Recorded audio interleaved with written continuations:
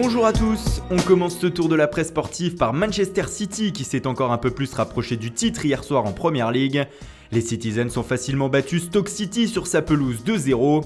Un succès acquis grâce à un doublé de David Silva qui a porté ses partenaires hier. Les hommes de Guardiola ont désormais 16 points d'avance sur Manchester United à 8 journées de la fin. Autant dire que c'est plié. Toujours autre manche, le Daily Star ce matin évoque la situation d'Arsenal et la possibilité qu'un autre entraîneur qu'Arsène Wenger s'installe sur le banc des Gunners la saison prochaine. Pour le tabloïd anglais, les dirigeants londoniens auraient un œil sur Massimiliano Allegri, le coach de la Juventus Turin. Ils auraient en effet été impressionnés par le coaching de l'Italien lors de la double confrontation face à Tottenham en Ligue des Champions. Ils auraient également rencontré le coach d'Hoffenheim, Julian Nagelsmann, à en croire le média britannique.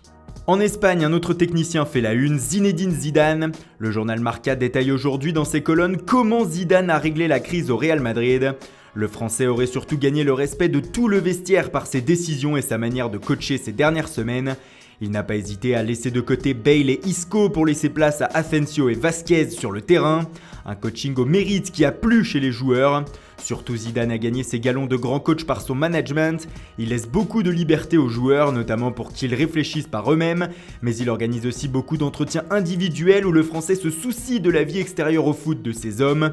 Ce qui fait écrire à Marca que le vestiaire n'a jamais été aussi uni et engagé auprès d'un homme et que Zidane a désormais une autorité indiscutable sur son groupe.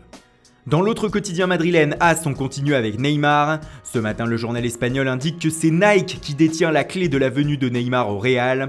Actuellement sponsorisé par Adidas, le Real Madrid ne perçoit que 40 millions d'euros de son contrat avec la marque. Un partenariat qui court jusqu'en 2020. Les merengues pourraient alors par la suite se tourner vers Nike qui serait prêt à faire une offre supérieure. Et comme l'indique le média espagnol, la marque à la virgule pourrait financer une partie du transfert du Brésilien dans la capitale espagnole. En parlant de Neymar, la radio espagnole Onda Cero indique sur son site que des proches du Parisien se sont exprimés sur la situation du Ney en France. Selon eux, il vit un calvaire en France et ses 6 premiers mois ont semblé durer 6 ans. Des propos évidemment à prendre avec des pincettes. Et ce soir, c'est le retour de la Ligue des Champions avec la suite des huitièmes de finale retour. Manchester United reçoit le FC Séville et hier en conférence de presse, José Mourinho a réglé ses comptes avec l'ancien entraîneur de Crystal Palace, Frank de Boer, comme le rapporte le Mirror. Alors que ce dernier avait critiqué la gestion de Marcus Rashford par le Portugais, ce dernier lui a répondu en le qualifiant de pire entraîneur de l'histoire de la Premier League. En 7 matchs sur le banc de Palace, De Boer n'avait en effet gagné aucune rencontre. Dans l'autre match de la soirée, l'AS Roma reçoit le Shakhtar Donetsk en Italie.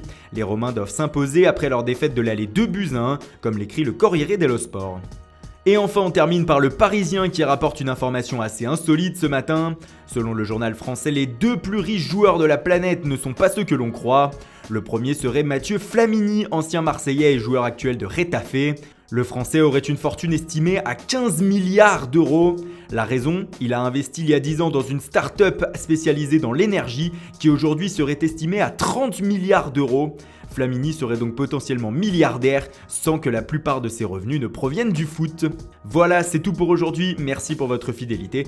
Bonne journée à tous et rendez-vous dès demain matin pour une nouvelle revue de presse.